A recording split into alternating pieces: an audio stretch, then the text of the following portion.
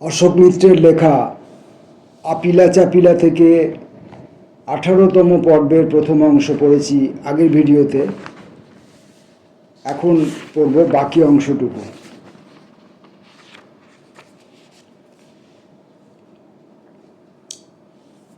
আসলে শুধু কংগ্রেস দলের নেতাদের মধ্যেই কেন, বামপন্থী মহলেও তখন কৃষিপণ্য মূল্য সম্পর্কে যথেষ্ট বিভ্রান্তি।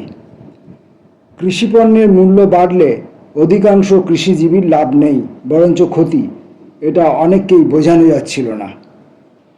গোটা দেশে অন্তত 4/5 কৃষিজীবী খাদ্যশস্যে স্বনির্ভর নন। তাদের বাজার থেকে ধান, চাল, গম, বাজরা ইত্যাদি কিনতে হয়। মূল্যবৃদ্ধিতে সম্পন্ন চাষিদের পৌষ মাস, গরিব কৃষকদের সর্বনাশ। কিন্তু অনেক বামপন্থী নেতাই অতটা গভীরে যেতে চাইতেন না। কৃষিজাত পণ্যের মূল্যমান বৃদ্ধি পেলে তারা ধরেই নিতেন ছোট চাষি, ভাগ চাষিদেরও সুবিধে, হয়তো ক্ষেত মজুরদের উপার্জনও বৃদ্ধি পাবে। তারা যে ভুল ভাবছেন, তথ্যের হিসেব দাখিল করেও বিশেষ লাভ হতো না। সেই ভুল সংশোধনের জন্য গরজ কারো মধ্যেই তেমন দেখা যেত না। 67 সালের গ্রীষ্ম, 8 বছর বাদে ইএমএস ফের কেরলে মুখ্যমন্ত্রী।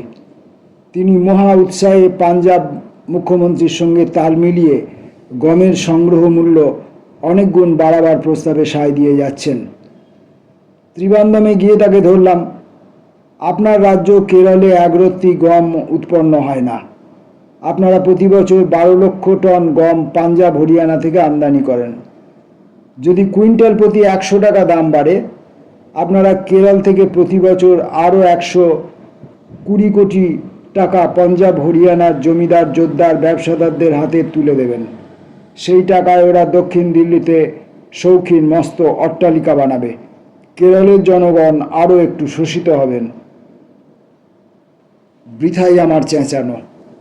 পার্টির সর্বভারতীয় নীতি অন্য কথা বলে। ব্যর্থ মনোরথ হয়ে ফিরলাম।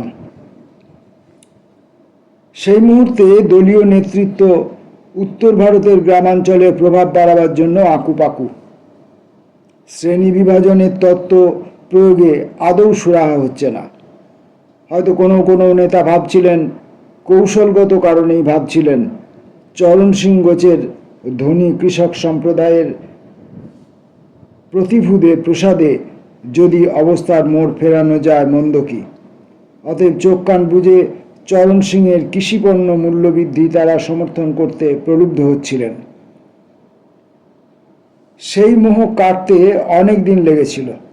এখনও পুরোপুরি কেটেছে তা বলতে পারি না।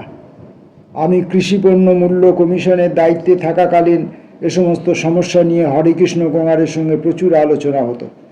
উনি দিল্লি এলে যোগাযোগ করতেন, তখন হতো, নইলে আমি মাঝে মধ্যে কলকাতায় গেলে বুঝতে পারতাম তার মনেও দ্বিধা। তবে যখনই তার সঙ্গে দেখা হয়েছে, তার অভিজ্ঞতার ও প্রজ্ঞার পরিচয় পেয়ে মুগ্ধ হয়েছে। 1967 সালের গোড়ায় দেশ জুড়ে সাধারণ নির্বাচন। কংগ্রেস দল হারতে হারতে কোনো ক্রমে লোকসভায় সংখ্যাধিক্য পেল, কিন্তু কামরাজ সহ বহু নেতাকে পরাজয় বরণ করতে হলো। কৃষিমন্ত্রী সুব্রহ্মণ্যম অনেক ভোটে হারলেন। তার সঙ্গে দেখা করে মৌখিক সমবেদনা জ্ঞাপনের চেষ্টা করছি। হঠাৎ দেখি দরদর করে মন্ত্রীমশাইয়ের চোখ দিয়ে জল। আমি বিব্রত, কি বলবো ভেবে পাই না। কৃষি মন্ত্রকে নতুন মন্ত্রী এলেন জগজীবন রাম। পিছিয়ে পড়া শ্রেণীভুক্তদের প্রতিভা এবং বুদ্ধি সম্পর্কে আমাদের সমাজে অনেক অবজ্ঞাসূচক তির্যক মন্তব্য বর্ষিত হয়। জগজীবন রামের সঙ্গে পরিচয় ঘটলে সে ভুল ভাঙত। চর্মকার শ্রেণীতে জন্ম, বেশি লেখাপড়ার সুযোগ পাননি, কোনো ক্রমে বোধহয় ওকালতি পাশ করেছিলেন। তারপর দুটো সময়ই কংগ্রেস আন্দোলনে থেকেছেন। 46 সাল থেকে একাধিক ক্রমে মন্ত্রী। শুধু কামরাজ পরিকল্পনায় বছর 4 জন্য বাদ পড়েছিলেন। ক্ষুরধার বুদ্ধি, যে কোনো পালিশ করা অর্থনীতিবিদদের চাইতেও প্রগাঢ়তর নত্যসত্ত্ব জ্ঞান। ইংরেজি ভাষার উপর দখলও চমৎকার। প্রায় 50 বছর ধরে কেন্দ্রে ও রাজ্যে কম মন্ত্রীর সঙ্গে পরিচিত হইনি। দক্ষতার দিক দিয়ে জগজীবন রামকে আমার বিবেচনায় একেবারে শীর্ষস্থানে রাখব। তার মানে এই নয় যে তার নীতিজ্ঞান বা ব্যক্তিগত জীবনচর্চা সম্বন্ধে সমপরিমাণ শ্রদ্ধা পোষণ করব। আপাত অপ্রয়োজনীয় তথ্য, তবু এখানে উল্লেখ করতে মজা লাগছে, জগজীবন রাম বাবু সবসময় দামি বিলিতি সিগারেট খেতেন, কিন্তু খেতেন খাঁটি দেহাতি বিভঙ্গে, সিগারেটটা ঠোঁটের পাশে হুকোর মতো করে ধরে। কৃষি মন্ত্রকের সঙ্গে যারা ঘনিষ্ঠভাবে জড়িত ছিলেন কিছুদিন বাদেই বুঝতে পারলেন কৃষিপণ্য মূল্য কমিশনের সভাপতি ধানি লঙ্কা। তারা ধনী কৃষকদের সঙ্গে দিব্যি দহরম মহরম চালিয়ে যাচ্ছিলেন। বাগড়া দেবার জন্য এই লোকটি এলো থেকে। ফুড ফাউন্ডেশনের মন জুগিয়ে কথা বলে না, মন্ত্রীদের কথাও শিরোধার্য করে না, শাঁসালো কৃষককুলের কথাবার্তা উপেক্ষা করে। তবে খানিক বাদে তাদের ধারণা হলো প্রধানমন্ত্রীর দপ্তরে যে কোনো কারণেই হোক আমার খুঁটি বাঁধা, আমাকে চিমটি কেটে আপাতত তেমন সুবিধা হবে না। যে দুজন কৃষিমন্ত্রীর জমানায় কাজ করেছি কোনো সময়ই তাদের সৌজন্যের অন্তত অভাব হয়নি। আমার পরামর্শ মানুন না মানুন, কে জানে তার কারণও হয়তো ওই একই। যে 3.5-4 বছর কমিশনের সঙ্গে যুক্ত ছিলাম, দেশের অর্থ ব্যবস্থা সম্বন্ধে আমার জ্ঞান প্রভূত বৃদ্ধি পেয়েছিল, সেই সঙ্গে দেশের বিভিন্ন অঞ্চলের শ্রেণীবিন্যাস সম্পর্কেও। রাষ্ট্রীয় ব্যবস্থায় কার্পাস নিগম কর্তৃক তুলো কেনা হবে, পাট নিগম থেকে কৃষকদের কাছ থেকে পাট, অথচ আমরা যে ন্যূনতম সহায়ক মূল্য কমিশনের তরফ থেকে স্থির করে দিতাম, অনেক বছর তার দ্বিগুণ দাম দিয়েও কার্পাস নিগম কর্তৃক কৃষককুলের কাছ থেকে তুলো কেনা হতো না। অনেক বছর তার দ্বিগুণ দাম দিয়েও কার্পাস নিগম কর্তৃক কৃষককুলের কাছ থেকে তুলো কেনা হতো। কমিশন যে সহায়ক মূল্য ধার্য করে দিচ্ছে তার থেকেও বেশি দাম দিয়ে কেনা হতো। কারণ স্পষ্ট, তুলো উৎপাদনকারী কৃষক ও তুলোর ব্যাপারীরা সবাই রাঘব বোয়াল, সরকারের উপর চাপ সৃষ্টি করতে সুদক্ষ। তুলোর দাম অস্বাভাবিক রকম বেশি হলে কার্পাস বস্ত্র রপ্তানি করতে অসুবিধা দেখা দেবে, সেই যুক্তিও গ্রাহ্য হতো না। বরঞ্চ কার্পাস বস্ত্রাদি রপ্তানির ক্ষেত্রে সরকার থেকে অঢেল ভর্তুকির ব্যবস্থা, সুতরাং দুদিক থেকেই তুলোর ব্যাপারীদের লাভ। অথচ পাটের প্রসঙ্গে চলে আসুন। পাট চাষিরা পশ্চিমবাংলা, বিহার, উড়িষ্যা, অসমে বিক্ষিপ্ত, অধিকাংশই ছোট জমির মালিক। তাঁরা ফোরে ও ব্যাপারীদের পদতল লুণ্ঠিত, তাঁদের কথা সরকারকে ভাববার দরকার নেই। এমনকি অধিক ফসলের বছরে পর্যন্ত ন্যূনতম সহায়ক মূল্যেও সরকারের তরফ থেকে পাট কেনার কোনো উদ্যোগ দেখা যেত না। বাজার দর সহায়ক মূল্যের অনেক নিচে নেমে গেলে তখনই পাট নিগমের টনক নড়ত। এই ঐতিহ্য এখনও বহমান। ভারতের পাট নিগম কেন্দ্রীয় সরকারের অধীনস্থ সংস্থা। সংস্থাটির নির্লিপ্ততা রাজ্য সরকার অসহায় দৃষ্টি নিয়ে একমাত্র নিরীক্ষণই করতে পারেন। রাজ্য সরকার নিজের অধীন কোনো ক্রয় সংস্থা খুলে গরিব চাষিদের কাছ থেকে সহায়ক মূল্যে যথেষ্ট পরিমাণ পাট কিনবেন তারও উপায় নেই। ব্যাংকগুলিও কেন্দ্রীয় সরকারের অধীন। নতুন দিল্লির অনুমতি ব্যতীত তারা পাট কেনবার জন্য রাজ্য সরকারকে টাকা ধার দেবে না। অন্য একটি ঘটনা উল্লেখ করি। তুলোর সহায়ক মূল্য নির্ণয় করার মরশুম। আমি মুম্বাইতে টেক্সটাইল কর্পোরেশনের দপ্তরে সমাসীন। তুলো চাষ ও কার্পাস শিল্প সঙ্গে বিভিন্ন প্রতিনিধিদের সঙ্গে কথাবার্তা বলছি। সকাল 10:30টায় এলেন ইস্ট ইন্ডিয়া কটন কর্পোরেশনের সভাপতি শ্রীযুক্ত রামনারায়ণ রুইয়া। সংগঠনটি প্রধান তুলো ব্যবসাদারদের প্রতিনিধি স্থানীয়। রামনারায়ণজির সঙ্গে আলোচনা সমাপ্ত হলে ঠিক দ্বিপ্রহর বেলায় এলেন শ্রীযুক্ত রাধাকৃষ্ণ রুইয়া, পরিচয় সভাপতি ইন্ডিয়ান কটন মিলস ফেডারেশন, আমেদাবাদস্থ বস্ত্রশিল্পের দুঁদে চাঁদের সংগঠন। রাধাকৃষ্ণজি রামনারায়ণজির মধ্যম অনুজ।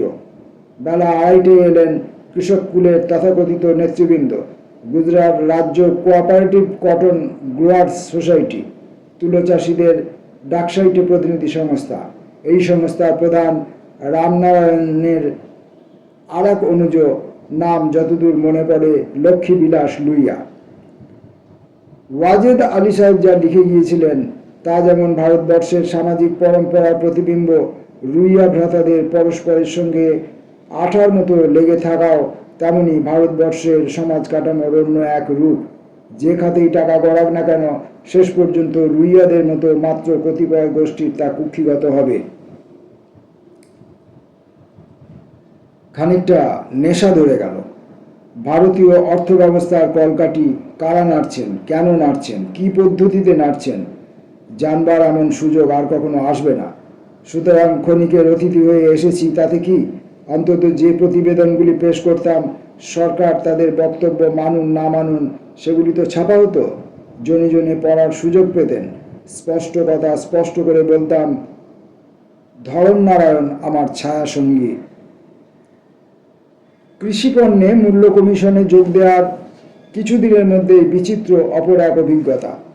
হিন্দু সাধু সমাজ ওই নামের কোনো গোষ্ঠীর অনুপ্রেরণায় একদঙ্গল শরীরে ছাই মাখাতে ত্রিশূল রক্তচক্ষু সাধু ৬৬ সালের নভেম্বর মাসের এক দিবসে সংসদ ভবনে চড়াও হলেন। তাদের দাবি, অবিলম্বে সারা দেশে গোহত্যা বন্ধ করতে হবে, অন্যথা তারা তাদের হিংসা দিয়ে সরকারের পতন ঘটাবেন। ইন্দিরা গান্ধী সদ্য প্রধানমন্ত্রী হয়েছেন, নিজের উপর তখনও আস্থা উপার্জন করতে পারেননি। স্বরাষ্ট্রমন্ত্রী গুলজারিলাল নন্দ ভক্ত মানুষ, তার পরামর্শে প্রধানমন্ত্রী বিষয়টি বিশদে দেখার জন্য এক কমিটির কথা ঘোষণা করলেন। ওরকম বহু হাসলা কমিটি ইতিহাসে সত্যই বিরল। সুপ্রিম কোর্ট থেকে প্রধান বিচারপতি হিসেবে সদ্য অবসর গ্রহণ করেছেন বাগবাজার পাড়ার বনেদি বাসিন্দা মজলিসি মানুষ স্নেহাংশুবাবু। ওখানে প্রচুর আড্ডা দিয়েছি ওর সঙ্গে। অমল কুমার সরকার মশাই কমিটির সভাপতি। ভারত সাধু সমাজের তরফে খোদ গুরু গোলওয়ালকর, পুরীপীঠের জগৎগুরু শঙ্করাচার্য রামপ্রসাদ মুখোপাধ্যায়, অন্যদিকে বিশেষজ্ঞ হিসাবে বর্ণিত আমরা তিনজন, আমুলের প্রতিষ্ঠাতা প্রাণ পুরুষ ভার্গিজ কুরিয়েন, ভারত সরকারের তৎকালীন পশুপালন সর্বাধ্যক্ষ অতি সজ্জন বাঙালি ভদ্রলোক পূর্ণব্রত ভট্টাচার্য, অর্থনীতিবিদ হিসাবে আমি, তাছাড়া একজন দুজন বিভিন্ন রাজ্যের কৃষিমন্ত্রীরাও কমিটিতে ছিলেন, তবে তারা তেমন নিয়মিত বৈঠকে আসতেন না। তাহলেও কমিটি অচিরে বিস্তীর্ণ যুদ্ধক্ষেত্রে পরিণত হলো।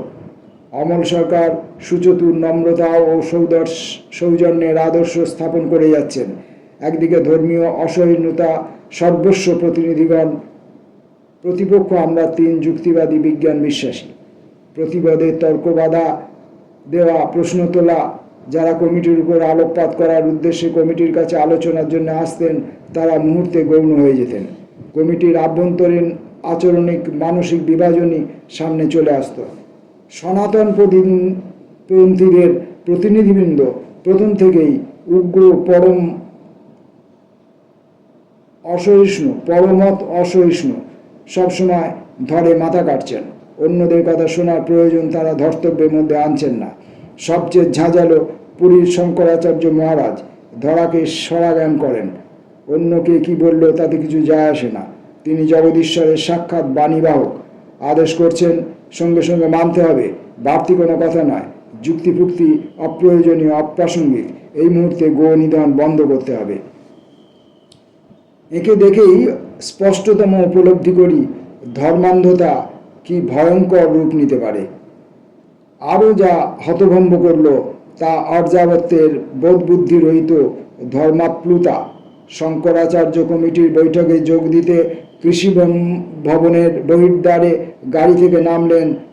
শাস্ত্রী পুলিশের ত্রস্ত অভিবাদন অভ্যর্থনা করিডর দিয়ে জগৎগুরু সভাকক্ষের দিকে ক্রমশ এগোচ্ছেন।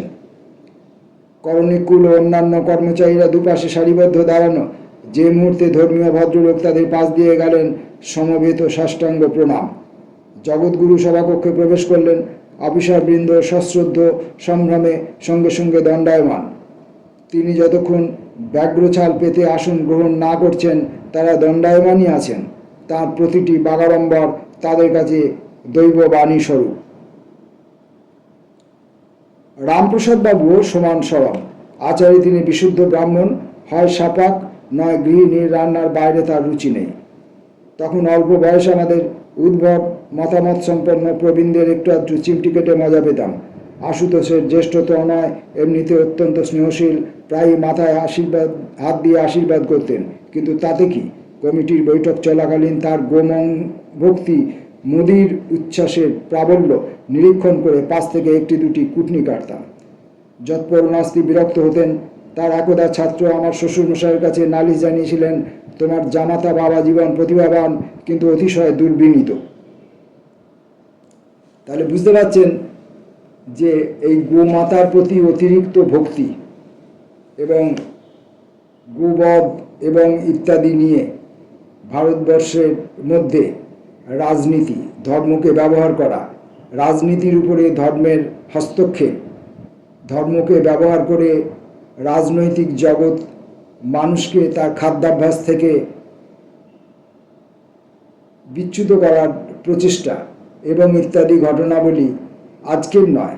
সেই ঘটনাবলী চলতে চলতে চলতে চলতে ধীরে ধীরে ধীরে ধীরে তার শক্তি বাড়িয়ে আজকে বর্তমান ভারতবর্ষে এসে আমরা পৌঁছেছি, যেখানে গোবধ নিষেধ করে দিয়ে একই সঙ্গে হিন্দু এবং মুসলমান উভয় সম্প্রদায়ের অর্থনৈতিক ক্ষতি সম্পন্ন তো করলই, তাদের সামাজিক জনজীবনের মধ্যে, জীবন আচরণের মধ্যে হস্তক্ষেপ করা হলো এবং তাদের খাদ্যাখাদ্য গ্রহণের যে অভ্যাস তার উপরেও সরকারি নিয়ন্ত্রণ চালু করার চেষ্টা করা হচ্ছে।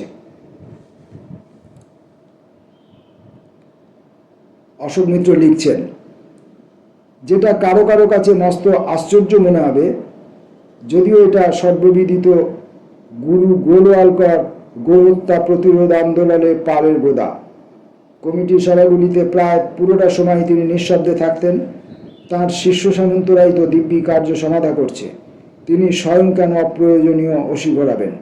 কুরদা বুদ্ধি, সুবিনয়ী, মৃদুভাষী, অন্তত 14-15টা ভাষা জানেন। আমার সঙ্গে সর্বসময় সুপরিচ্ছন্ন বাংলায় কথা বলতেন। তবে হাড় মাছ জ্বালাতে জগৎগুরু একাই 100। আমরা মনস্থ করলাম ওকে লক্ষ্য করে আমাদের তীর ছুঁড়ব, নানা ছুতোয় ওকে খেপিয়ে তুলে প্রচণ্ড মানসিক অস্থৈর্যের মধ্যে ফেলব। গুজরাটে কুরিয়েন প্রতিষ্ঠিত আনন্দ দুগ্ধ প্রকল্পের সব কিছু ঘুরে দেখতে গোটা কমিটির সফর। জগৎগুরু পনির খেতে খুব পছন্দ করতেন। এই সমাচার শোনা মাত্র কুরিয়েন আমূলে প্রস্তুত 20-25 বাক্সে পনির গুরুজির ঘরে পাঠিয়ে দিলেন। জগৎগুরু মহা খুশি। পরদিন আলোচনার ছলে হঠাৎই যেন কুরিয়েনের জ্ঞানদায়ী মন্তব্য, আমূলে উৎপাদিত পনিরের নধর বাছুরের 5ম না 7ম পাকস্থলীর চর্বি ব্যবহৃত হয়, শুনে জগৎগুরু মোহরে ত্রাস, আমাদের বলা বাহুল্য উল্লাস।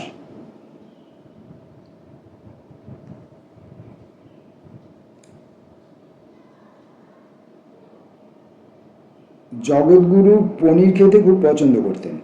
এই সমাচার শোনা মাত্র, এ খবর পাওয়া মাত্র কুরিয়েন হচ্ছেন গুজরাটে কুরিয়েন প্রতিষ্ঠিত আনন্দ দুগ্ধ প্রকল্পের সব কিছু মালিক আর কি। কুরিয়েন আমূলে প্রস্তুত 20-25 বাক্স পনির গুরুজির ঘরে পাঠিয়ে দিলেন, জগৎগুরুর ঘরে। জগৎগুরু মহা খুশি। পরদিন এই নানা বিষয়ে আলোচনা করার সময় কুরিয়েন নিজেই মন্তব্য করলেন যে আমূলে উৎপাদিত পনিরে নধর বাছুরের 5ম না 7ম পাকস্থলীস্থ চর্বি ব্যবহৃত হয়। ব্যাস, আর যায় কোথা? তাই তো জগৎগুরুর ধর্ম চলে যাবে। তাই নিয়ে বিরাট ত্রাস এবং ইত্যাদি। তখনও এই অশোক মিত্র এবং এরকম কিছু যুব সম্প্রদায় ছিল যারা এইসব অপ্রাসঙ্গিকতা, অবৈজ্ঞানিকতাকে অনুভব করতে পারতেন এবং সেটা নিয়ে তারা তর্ক বিতর্ক করতেন, ব্যঙ্গ বিদ্রুপও করতেন। কিন্তু বর্তমান ভারতবর্ষে, বর্তমান বাংলাতেও সেরকম মানুষ খুব কমে এসছে, নগণ্য। আর থাকলেও তারা মুখ খোলেন না রাজশক্তির ভয়ে, রাষ্ট্রশক্তির ভয়ে। কমিটির কাজ শেষই হচ্ছে না। সাধু সমাজের সর্বাধিনায়কেরা ক্রমশ অধিকতর অধৈর্য। ইতিমধ্যে ইন্দিরা গান্ধী তার গদি অনেকটা সামলে নিয়েছেন, গোবলয়ে হ্রাস পালনে আর ততটা উদ্বিগ্ন নন। তিনিও আর তেমন গা করছেন না। তিতিবিরক্ত হয়ে একটা সময়ে ভারত সাধু সমাজে প্রতিটি বাঘা প্রতিনিধি কমিটি থেকে বেরিয়ে গেলেন। কমিটির নিশ্চিন্ত অপমৃত্যু ঘটল। সবাই হাঁপ ছেড়ে বাঁচলেন, সবাই অর্থাৎ সনাতনপন্থীরা ছাড়া অন্য সবাই। এভাবে ইন্দিরা গান্ধী এবং তাঁর সরকার এই ধর্মগুরুদের রাজনীতির উপর দখলদারি থেকে নিজেদের রাষ্ট্রশক্তিকে মুক্ত করেছিলেন। এখন রাষ্ট্রশক্তি স্বয়ং যেচে তাদেরকে ডেকে নিয়ে আসছে। এই বিচিত্র কাহিনীর একটি বিচিত্রতর উপসংহার আছে। কয়েক মাস বাদে ট্রেনে করে ভোপাল না ঝাঁসি কোথায় যাচ্ছি, আবিষ্কার করলাম একই কামরায় আমার সহযাত্রী গুরু গোলওয়ালকর। গোলওয়ালকরের সৌজন্য প্রকাশে কোনো ঘাটতি নেই। পরস্পরের কোলাকুলি হলো, এককারই গল্পগুজব। ট্রেনের গতি যখন বাড়ল, দুজনেই ব্যাগ থেকে বই বার করে নিয়ে পড়তে মনোনিবেশ করলাম। হঠাৎ চোখে পড়ল গোলওয়ালকর পড়ছেন হেনরি মিলারের একটি রসালো উপন্যাস। মেলানো যায় না, কিছুতেই মেলানো যায় না।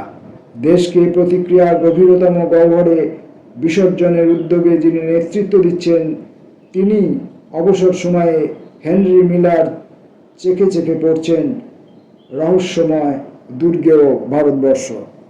এই বিবিধ ত্রিবিধ বহুবিধ চরিত্রের নেতারা, সে ধর্মীয় নেতা হোক, রাজনৈতিক নেতা হোক, শিক্ষা জগতের প্রতিনিধি হোক, আজ ভারতবর্ষে ঠিক ঠিক করছে। আমার বক্তব্য হচ্ছে, বাংলাতেও এরা ভরে গেছে। আমার বাংলার সর্বনাশ ঘটে যাচ্ছে। এইসব মানুষ পড়ে না, এসব পড়ে মানুষের থেকে শিক্ষা নেয় না, অথবা এই বই যদি তারা পড়েনও, অশোক মিত্রকে একজন বামপন্থী নেতা বলে তাকে অচ্ছুত করে এই পাঠ থেকে তারা কোনো অভিজ্ঞতা সংগ্রহ করতে চাইবেন না। কিছু বলার নাই। নমস্কার।